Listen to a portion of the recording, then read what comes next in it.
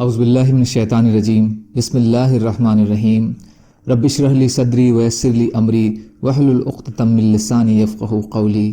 ریاض الصالحین دوسرا حصہ، احادیث نبوی صلی اللہ علیہ وسلم۔ حضرت ابو بکر صدیق رضی اللہ تعالیٰ عنہ بیان فرماتے ہیں کہ انہوں نے رسول اللہ صلی اللہ علیہ وسلم سے عرض کیا کہ مجھے کوئی ایسی دعا بتلائیں جو میں اپنی نماز میں مانگتا رہوں۔ آپ نے فرمایا، یہ پڑھا کرو: اللہم انی ظلمت نفسی ظلما کثیرا ولا یغفر الذنوب الا انت فاغفر لی مغفرۃ من عندک وارحمنی انک انت الغفور الرحیم۔ یا اللہ، میں نے اپنے نفس پر بہت ظلم کیا ہے اور گناہوں کا تیرے سوا کوئی معاف کرنے والا نہیں، تو تو اپنی خاص مغفرت سے مجھے بخش دے اور مجھ پر رحمت فرما، بے شک تو بہت بخشنے والا نہایت مہربان ہے۔ بخاری اور مسلم۔ فائدہ: یہ دعا نماز میں درود شریف کے بعد سلام پھیرنے سے پہلے پڑھی جائے۔ اس کے علاوہ دوسرے وقتوں کی دعاؤں میں بھی پڑھی جا سکتی ہے۔ حضرت ابو موسیٰ رضی اللہ تعالیٰ عنہ بیان فرماتے ہیں کہ نبی اکرم صلی اللہ علیہ وسلم اس دعا کے ساتھ بارگاہ الہی میں عرض گزار ہوتے تھے: اے اللہ، میری غلطی، میری جہالت اور میرا اپنے معاملے میں حد سے بڑھ جانے اور میری وہ کوتاہی جس کو تو مجھ سے زیادہ جانتا ہے بخش دے۔ یا اللہ، جو میں نے ارادے کے ساتھ کیا یا دل لگی کے طور پر کیا، انجانے میں کیا یا جان کر کیا، اور یہ سب میری طرف سے ہی ہوا، سب کو بخش دے۔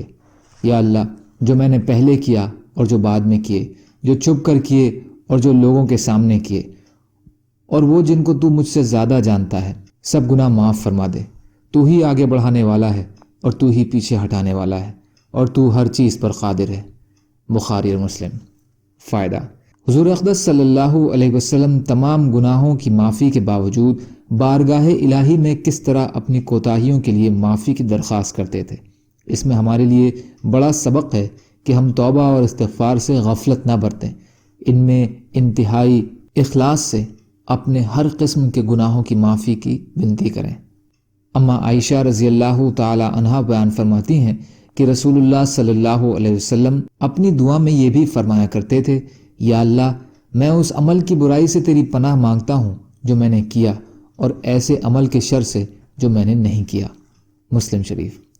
فائدہ: اس دعا میں بھی بڑی جمعیت ہے۔ انسان کبھی کبھی اچھا عمل کرتا ہے لیکن اس میں دکھاوا یا گھمنڈ شامل ہو جاتا ہے۔ یہ ایک برائی ہے جو اچھے سے اچھے نیک عمل کو برباد کر دیتی ہے۔ اس میں اسی برائی سے پناہ مانگی گئی ہے۔ اللہ تعالیٰ کہنے سننے سے زیادہ عمل کی توفیق عطا فرمائے، اور مظلوم کشمیریوں، فلسطینیوں اور دیگر ممالک میں جہاں بھی مسلمان بھائی بہن پریشان حال ہیں، یا اللہ آپ ان کی مدد فرمائیے اور ہم کو بھی اپنی استطاعت کے بقدر اپنا حق ادا کرنے والا بنائیے، آمین۔ سبحان اللہ و بحمدہ، سبحانک اللہم و بحمدک، اشہد ان لا الہ الا انت، استغفرک و اتوب الیک۔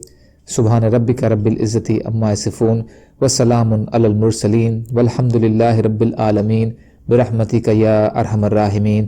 لا الہ الا اللہ محمد رسول اللہ۔